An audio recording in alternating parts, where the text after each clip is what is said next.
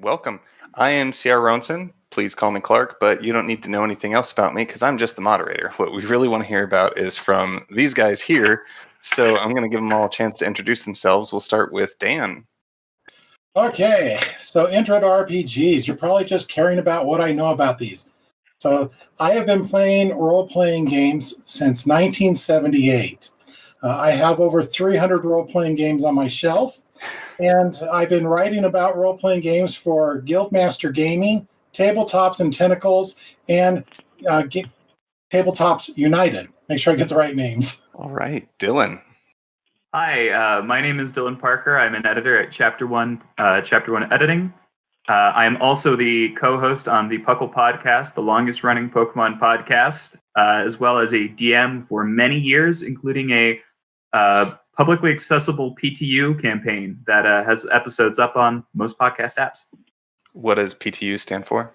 Pokemon Tabletop United. Thank you. It's a tabletop kind of game just set in the Pokemon world.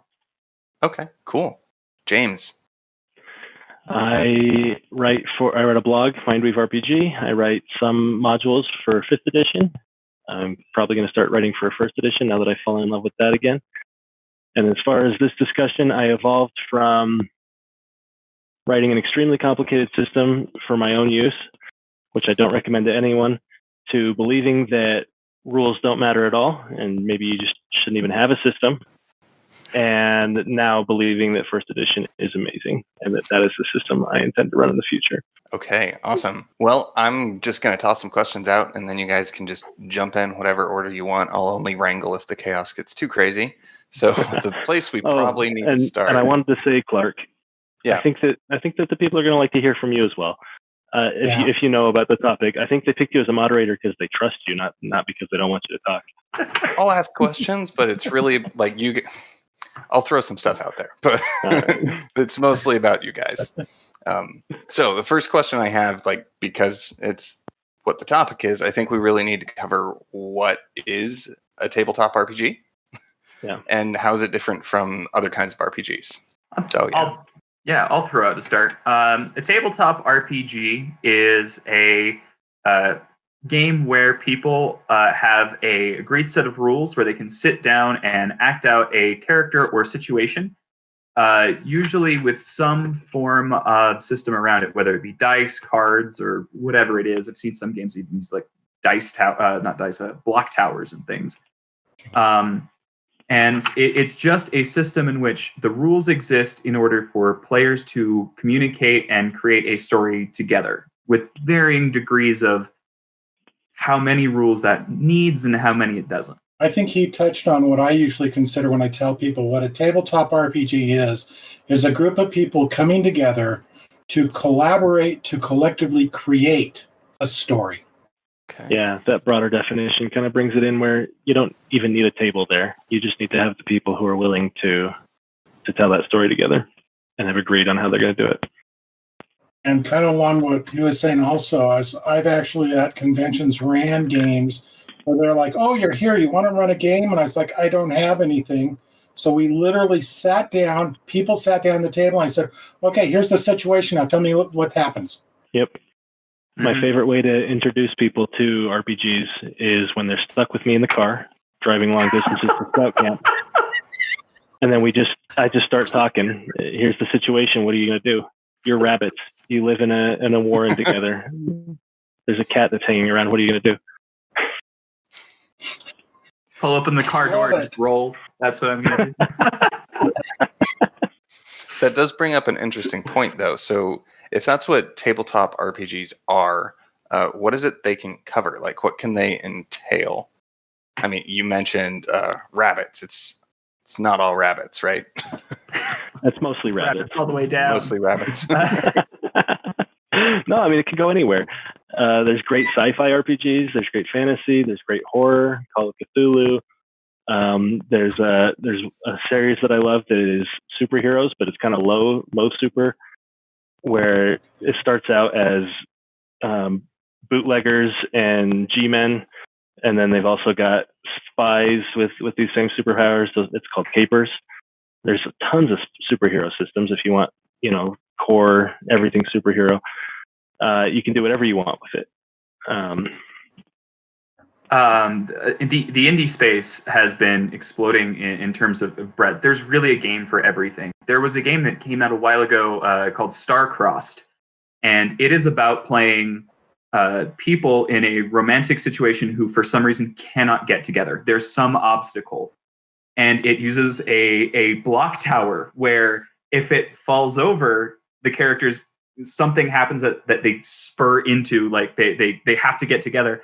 But if you haven't built the right relationships, then it falls apart. They don't stay. They end up meeting once and then parting ways. And if that kind of game can exist in the same space as Grug the Barbarian charging dragons with 2 hand axes and a sack full of eggs, I think there's really something for everyone. I would agree with that. There's pretty much, and if you don't have a specific game for that area, there's enough generic systems that would support any game you want to create. So like he was saying, the one with rabbits, there is one called Bunnies and Burrows that is a source book for GURPS that's based off of the Red Wall series and Wind in the Willow. I was inspired by Warrens from the Powered by the Apocalypse engine. Yep. Okay, bizarrely, I know of a third game about rabbits. Yep. So it is all rabbits. The name of it escapes me, but there was an old 80s game about, it was basically kind of like in that Red Wall, but Watership Down. Yeah. Warren is more Watership Down style. I cannot remember the name, but I know that it wasn't either of those. Okay, so we got some fantasy, we got some sci-fi, but mostly rabbits. All right. Well, you can also, if you want to go smaller, there's also Mouse Guard. Yeah, I've heard good things about Mouse Guard. Mouse Guard is a cross between rabbits and fantasy. So that actually kind of, since the games can cover any number of things, any number of genres, pretty much anything you want, and if you don't find something that fits, there's plenty of kind of setting and genre agnostic systems you can pick up. How would you guys differentiate the different types of systems? How would you categorize those, I guess? There's just a lot of axes you can categorize over, right? You could categorize over, how crunchy it is versus how hand wavy it is.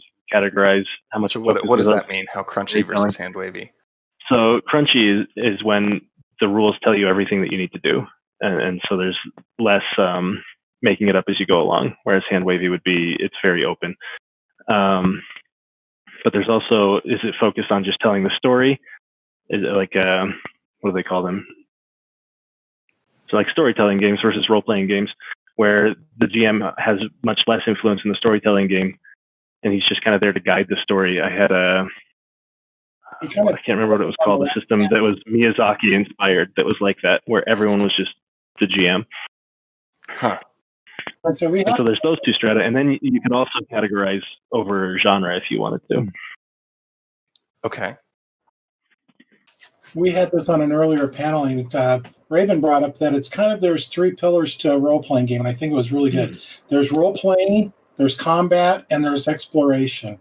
And so you kind of balance out between where do you want your game to go with those. Yeah, that's another good paradigm.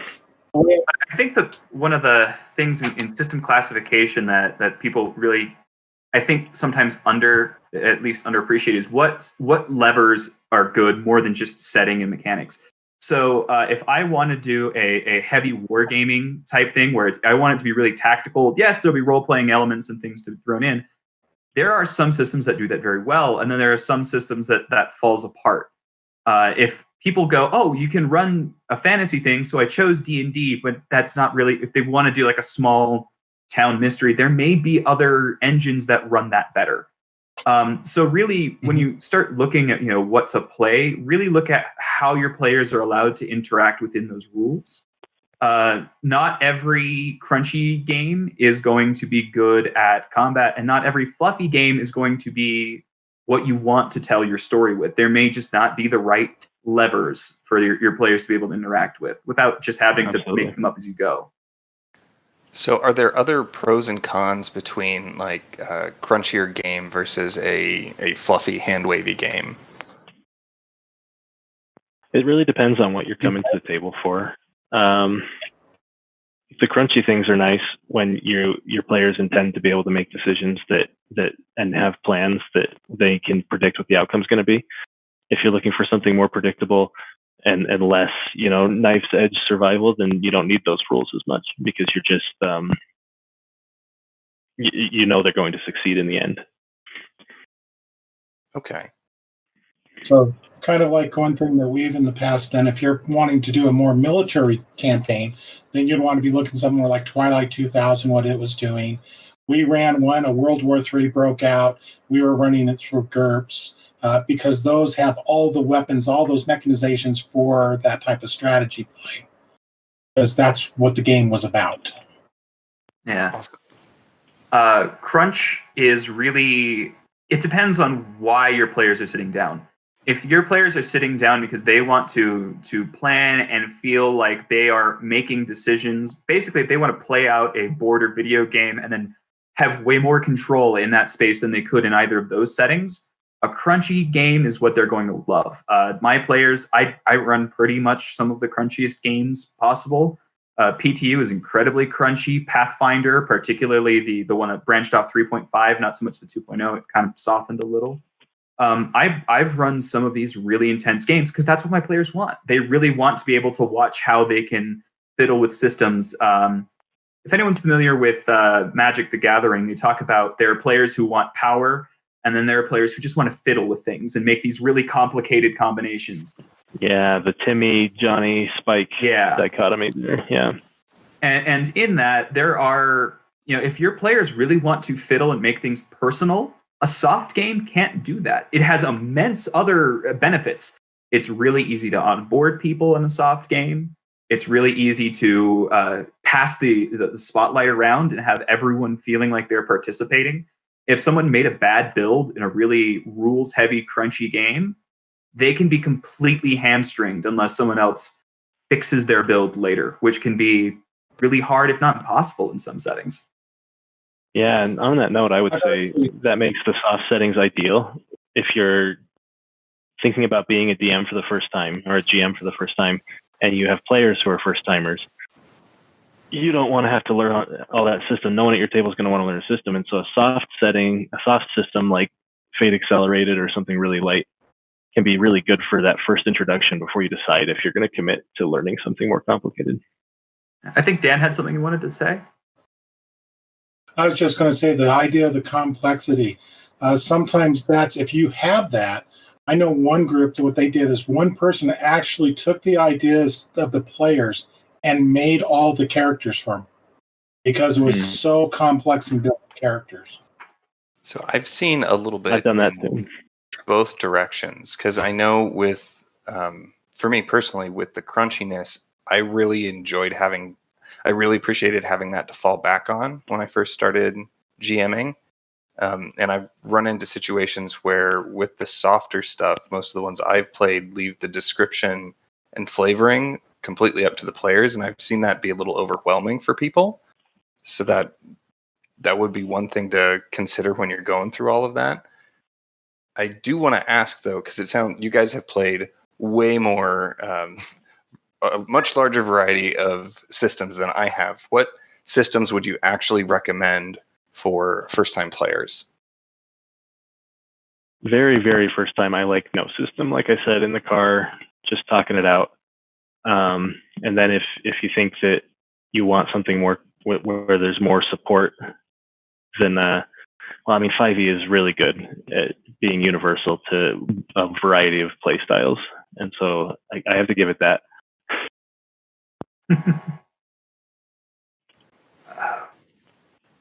Anyone else? Like 5e universally? Or? No, yeah, I actually don't. I'll admit, I don't play 5e. I'm probably one of the few people in the world of role-playing games that I don't play it, unless that's like at a convention or something. But for the most part, I found that there's a lot of other games I like to use, but it depends on who I've got coming in. If they've got, what they're looking for. Maybe I have that advantage where I've had enough different games and I got enough around that I can say, okay, if you're looking, well, he was talking like Pokemon. If someone's coming in there saying, well, I'm really into anime. So I'll try, okay, let's jump into BDSM or BESM. Big eyes, small mouth. Let's. I knew what you meant. Whoa! Wrong place for that. Big eyes, small mouth. Because that's something that they're going to be able to immediately relate to. Yeah. So that's what I try to find is something that they're going to be able to relate to, that they can say, okay, I've seen that in movies. I've seen that someplace else, or I can now model what I want to do with the character or within the adventure and go with that. Yeah, that's true. Yeah, you have it right here, actually. So it's that one. Yeah. Picking it based on what the players are interested in doing is also a really good option. Yeah. Okay. If there is it really depends on where your players are coming from, because if they're very, say, shy or reserved, some of these rules light, heavy roleplay systems are going to be very intimidating.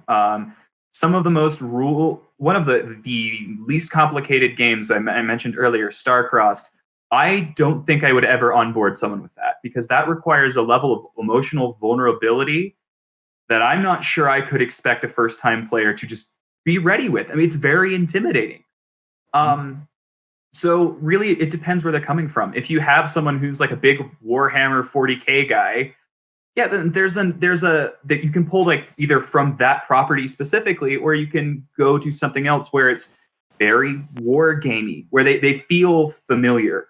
The goal here is to bridge what they already know and it can experience with these new skills that they're going to be building, which is a combination of system mastery, or learning the rules, and frankly, emotional vulnerability, particularly if they don't know everyone else in the group. Right. And you guys have touched on this a little bit. I think it's really interesting how much of this, it sounds like it really depends on who you're playing with and what it is they're after. So let's say somebody's come up to you and they've never played any tabletop RPG games before, and they want you to run a game for them. How would you start? Like, what questions would you ask them? How would you walk through to figure out what they want, what they need? You've talked about some of it, but I'd like to explore that a little more. I've had this happen at conventions, and I first ask them, you're here at a convention, so what type of games do you like to play? If they're playing, like we're saying, 40K, that gives you an option that way. If they're saying, no, I like something, that's a much lighter game, you can go that way. If they're going to want to say, they'd like the World War II gaming systems, that's the first thing I ask them, where are they at and what do they like? And if they're to some games, then what type of movies do you like to watch? What type of TV shows do you watch? What do you read? And that way I get an idea of what is the genre, and then we can build from there. Okay. Anything you guys want to add to that, James or Dylan? I'm pretty lazy about digging in on what people's interests are when it comes to that. I could do a lot better. But the model that I like to pull from is a podcast that was called the GM Showcase, and they did all kinds of different systems.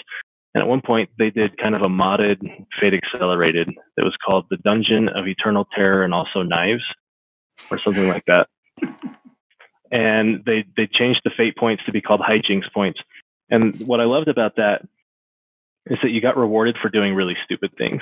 And so it turns the RPG into like a party game. Everyone has played Curses or Apples to Apples or any of these party games, and they're expected to be good for a broad audience. And so having a system like that with the hijinks points makes it feel like a party game. And so I can address a wide variety of people easily doing it that way. Sort of like paranoia in that angle, that there's just enough.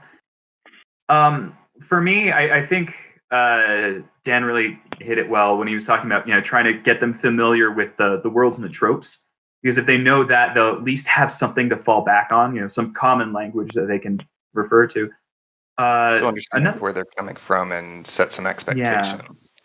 But I think one thing, if I was asked to just run a table, my first question would actually be, do we have any RPG veterans who will be there? Because if I can get one other person who knows rules, it can help me, especially if I'm running something, split my time between helping people on board with the system and keeping the story moving enough that they don't feel like they're slowing things down.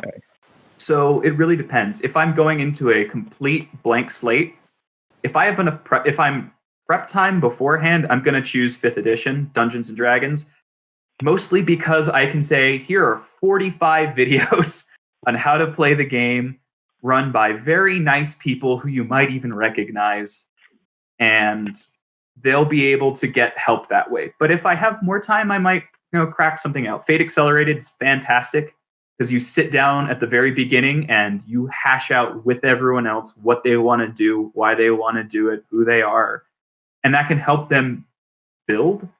But it requires a group that is at least comfortable talking. So at a convention, that may or may not be easy. It really depends on the personalities that sit down. Okay. So say we have somebody in the audience who's been listening. They've been thinking through these questions saying, oh, I like cyberpunk. I really like dark themes. I like this and that. I want to play a really awesome character who's focused on combat. They've gone through a lot of these questions and they have an idea of what they're looking for. Do you guys know any good communities or resources they could go to have people help them match up with a system ideal for that? Go ahead. I was going to say asking for a friend, huh? Well, I know there are people out there because as we're bringing up these questions, people will be thinking through that. And obviously, they can reach out to anybody on this panel and probably, especially, Dan, James, and Dylan will probably be able to give you any number of systems that tie in. But after the conference, where could people go? That's a tough one because you want to talk to your people at the game store, but they're usually, a lot of times, they might be focused on one, but they could actually start helping you find a larger community. I know in Salt Lake there is the Gamers Guild, and they play several different types of games. They used to be focused on one, but because of different changes in legality and so forth, they opened it up to a lot of others. If they don't know how exactly, they can usually help, the people there can help direct you to someone else. The other thing, too, is I'd say just go start searching out on the internet, because if you have an area of interest, if you're saying, hey, I want to find cyberpunk, do a Google search on the blogs, and I'm sure you're going to start finding people that are involved in that field of what you want to do and be able to point you to some local resources. And now with the internet and like Discord, you don't even have to be local. Yeah. Expanding on that. Go ahead.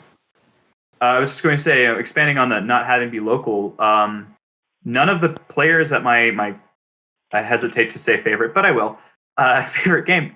None of them are anywhere near me. Like the closest one is 16 hours, and he's in. It's we're all scattered. We're over 4 different time zones. Makes scheduling real fun, I promise. But between Discord and a service called Roll20, you can have a board together where you can all see each other's things and have some interaction. And that has a fairly robust looking for group option. Reddit is also a decent place if you're looking online.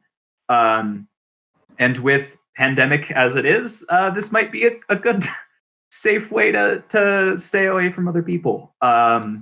So there are options there. Local game stores are going to be fantastic if you want that face-to-face interaction.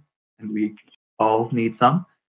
But there are remote resources, especially if you live in a place where there aren't, the closest local game store when I was growing up was a 45-minute drive.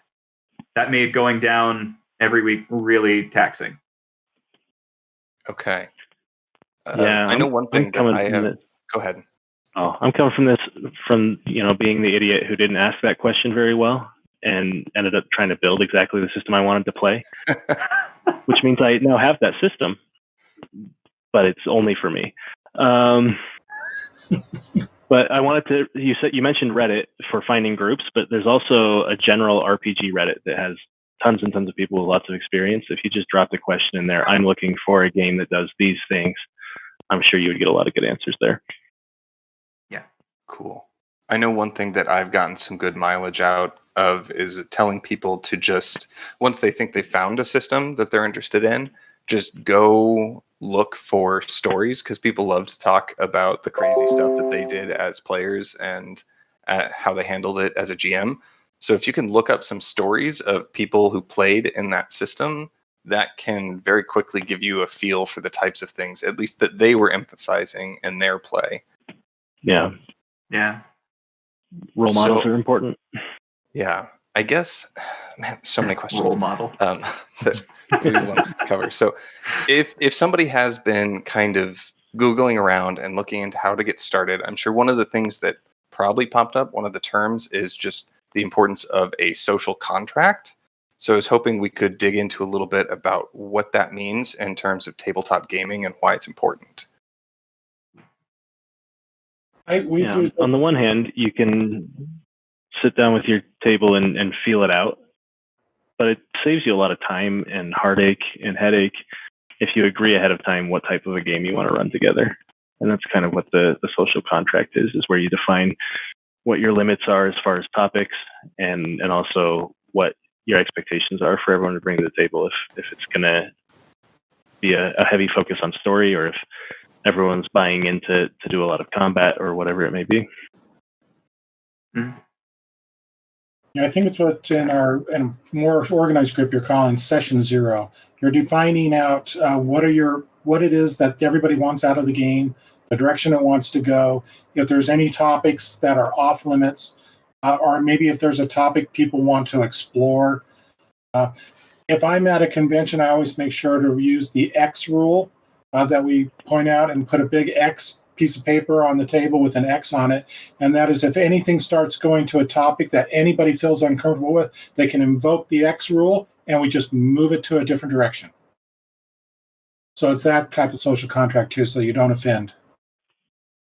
Yeah, the social contract in the very broadest sense is that everyone is sitting down to enjoy themselves, and it is everyone's job to make sure their behavior helps everyone else have a good time. And that can be everything from avoiding topics that for some people are going to be uncomfortable. That can be, put it rather plainly, not stealing or hurting the party because you think it's funny. It can be engaging in role play because they want to hear from you and you just kind of been quiet. And it's not a shyness thing. It's like, say, if someone's on their phone, they're just not paying attention. It's basically that your behavior is going to create a group dynamic and everyone is responsible for policing their own actions so that everyone can have fun and it can be an entertaining thing. Okay. Well, so we've got people who now know what these games are. They know what kind of genres they can cover. They know some places they can go. They know some identifying questions. They know about the social contract. They've had a session 0. They sat down with their group. How much these rule sets, as you guys have mentioned, can get incredibly complicated. So how much of a rule set does somebody really need to learn before they can start their first session? I think it's okay to learn as you go along. You can come with the vaguest idea of how to play and be okay. I'm at a point now where if I'm thinking about switching to a new session, I thoroughly read the books before I start, just because I don't want to be at that point again where I'm learning the system, right? But if it's your first time, I think that's a perfectly fine point to be at and feel your way into it. Yeah, if you are coming in fresh and you are the storyteller or dungeon master, whatever that role is, you have to do some reading. You do have to do some research, and you should probably keep the books on you because it's going to go through your head a little bit. But if you are just sitting down as a player, which most people start out doing, you need to know enough to start to guess at how you can do things, and the other players and the DM should be more than helpful.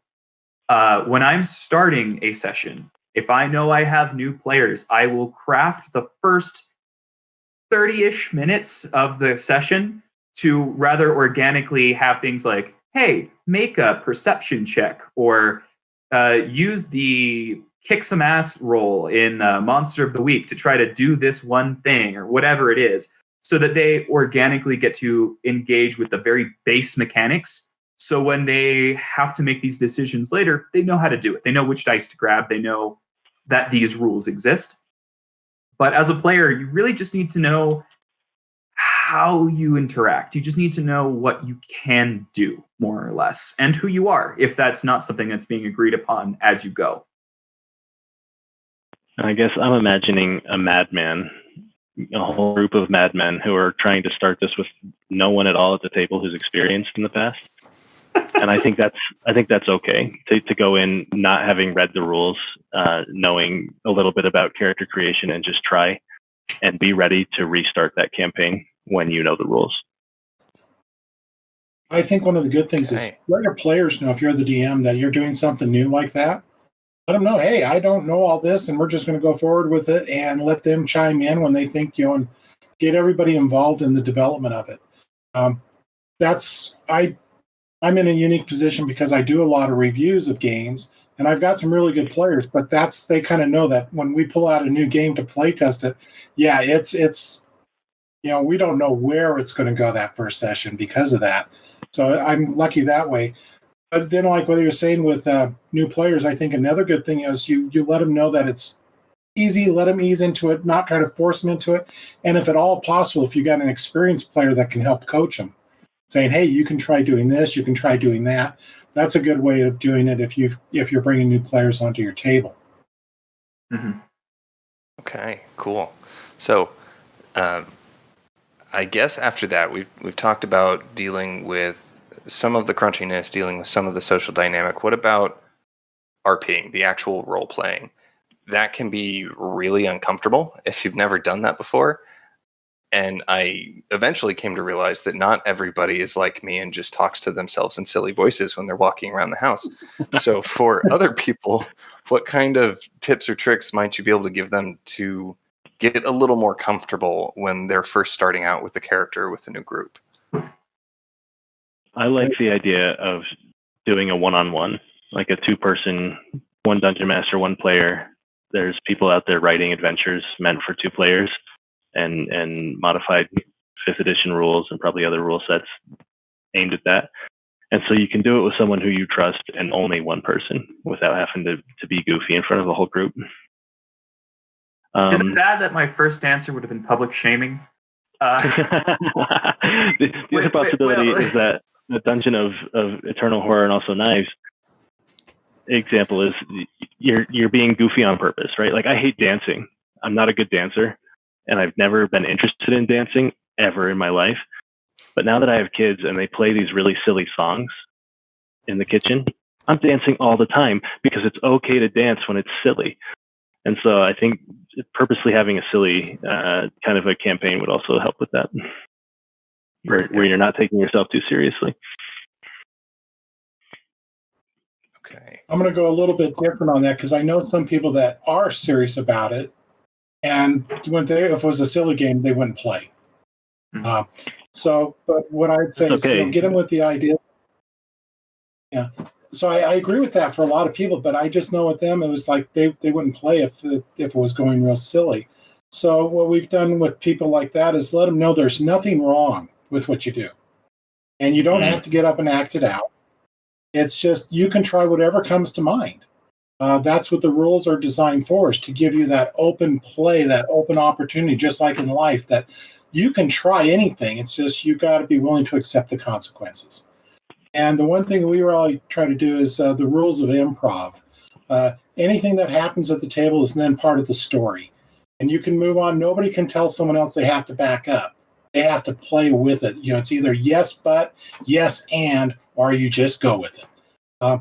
And that allows people to know that they're not going to do something that they're going to be called out on and say, no, you can't do that. Right. It's like, okay, you did that. What do we do with it? Okay. My little answer there of public shaming is half a joke. A little bit before you sit down, though, especially if you are integrating a new player into an existing group, talking just either to everyone else or even better to the whole group, but not talking to a person, just saying, hey, this is what we're going to be doing. This is what the expectations are.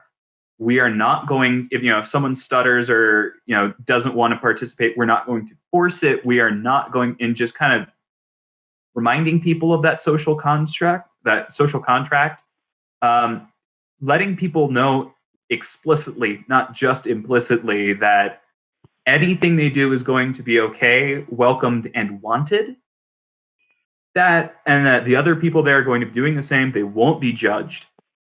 Making that text and not subtext is going to be very helpful for some people.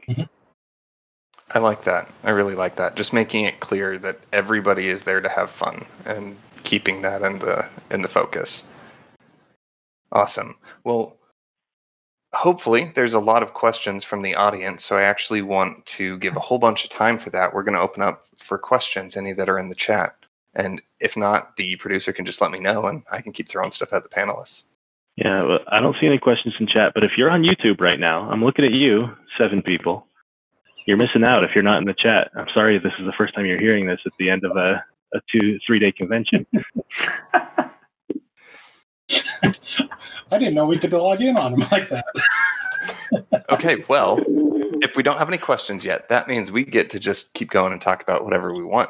So I actually want to know, for you guys, what is it you love most about tabletop RPGs? Because for me, I just love how unpredictable and wacky and crazy it gets. Where it's like, there's no way they would have built a path for this in a video game. No way. They would not have let me steal the shoes off of the king so that I could give them to the beggar and frame the sheriff. Like, they wouldn't let me do that.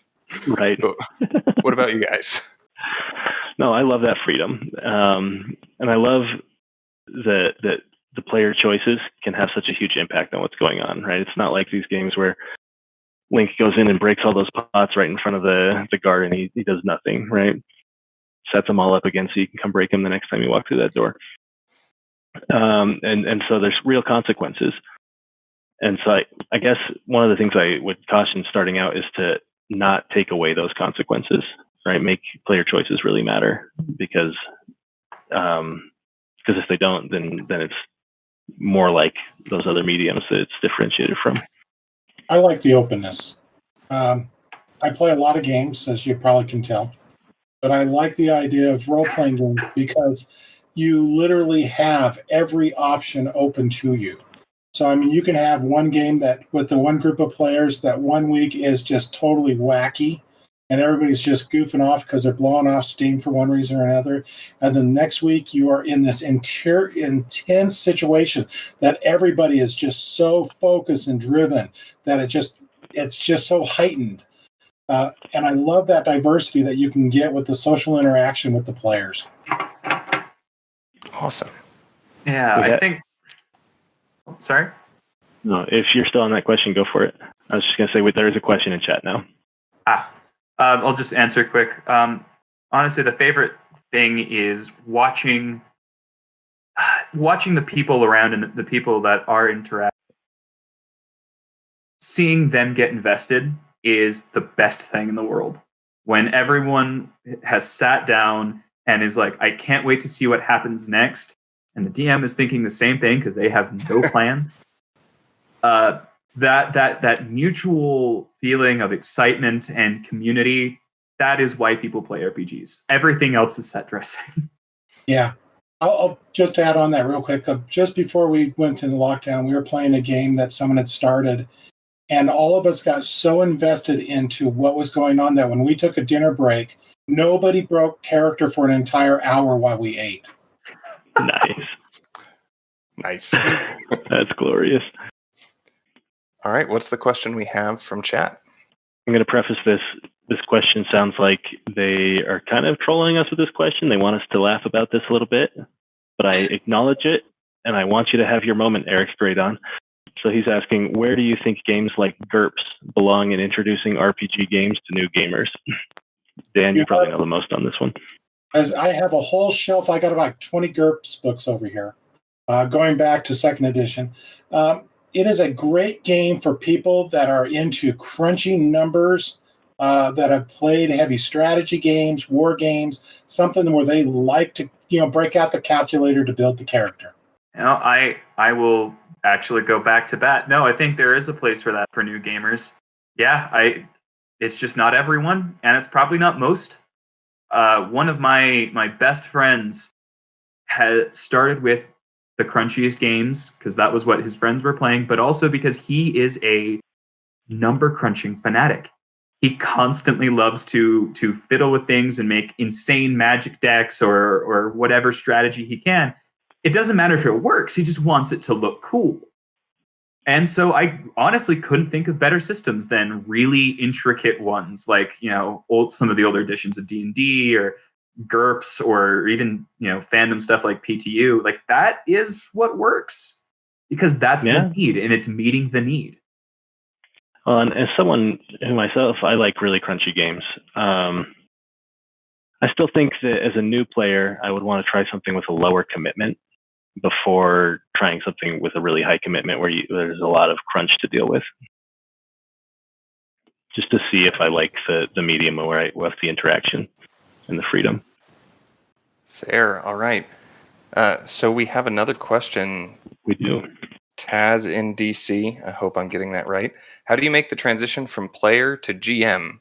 It seems like they've been playing for a while, but never GM'd, and think it would be fun. I'm just going to jump in and say, please, GM. Before I hand it over to the rest of the guys. Please. We can get. And your GM is probably thinking the same thing at the group that you're playing in.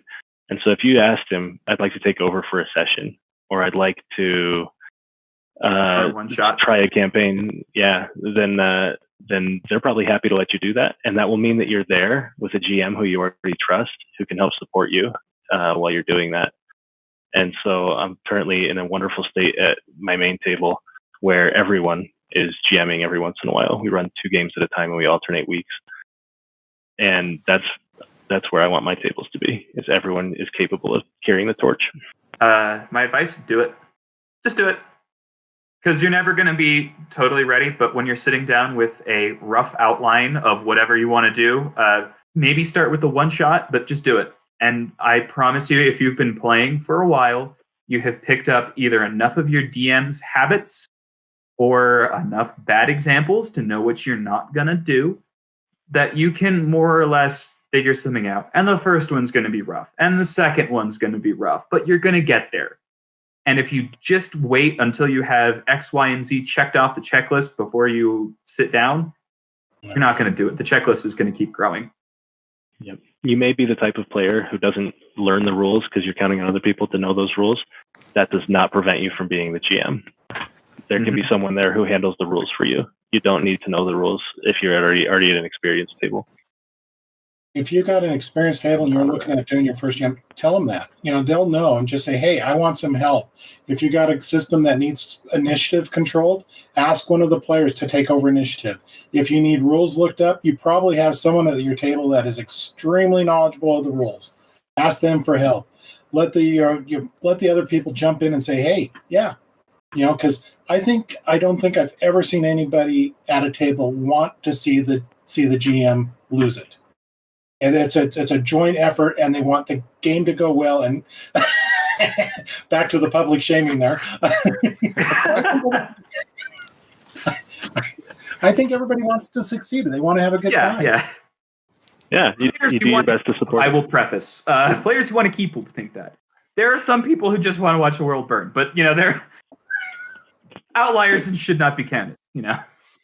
Well, that's why I recommend playing with the group that you already know, because then you don't get those outliers. You trust these people already. Or at the very least, people you can blackmail and is playing nice. Yeah. A is preferable. B is an okay substitution. Butter, margarine, that kind of thing. One of the things that I've found to be very important in role-playing games, and in fact, one of the big differences between just having like that conversation that James was talking about and playing a game is the risk of failure. And I feel like embracing that failure is really important. So I'd actually like to know what your favorite personal character death is. So a character you were playing that died, what was your favorite death? My DMs are softies. Yeah. Except for the first guy. Dylan. So I guess there's the only time I've had a death, and it's mostly been the campaigns. Either I'm playing in systems that don't really have death as a mechanic. No one plays a Pokemon game because they want their character to die. Like, that's just not on the radar. But this was I have to say, this was my very first session, and I have absolutely no idea why I stuck with the hobby. I was playing a little character, and I flew up. And the DM's like, you're really going to attack this person? And I'm still in video game world where it's like, yeah. And he's like, well, rolls dice. That's 700 damage. Let's start you with a new character. This is 10 minutes into my first session of anything. No, he prepared you for the reality of life. He nearly killed me in the hobby. Like, no warning. Just you want to attack this person? Like, yeah, that he's clearly threatening the town. All right, you're dead. So I guess by technicality, that's my favorite, but didn't feel good. Maybe not the best example. Yeah, I guess I've also had a lot of softy DMs, but I can think back to lots of henchman deaths that almost hit harder. And so the one that hit that it's the funniest to me, and so I guess that's why it's okay for me to talk about it, is we were preparing to ambush a dragon, and we had a bunch of gnomes that were there as our allies, and we had a smaller dragon, a good dragon that was going to help with the ambush, and we told him, wait on top of the cave, we're going to taunt him to get him to come out. And so it's me and my brothers, and I'm taunting, and my second, I'm the oldest, the next brother's taunting, and then the last brother didn't understand what we were doing very well, and so his taunting included telling him that we had a dragon on top of the cave waiting to ambush him on the way out.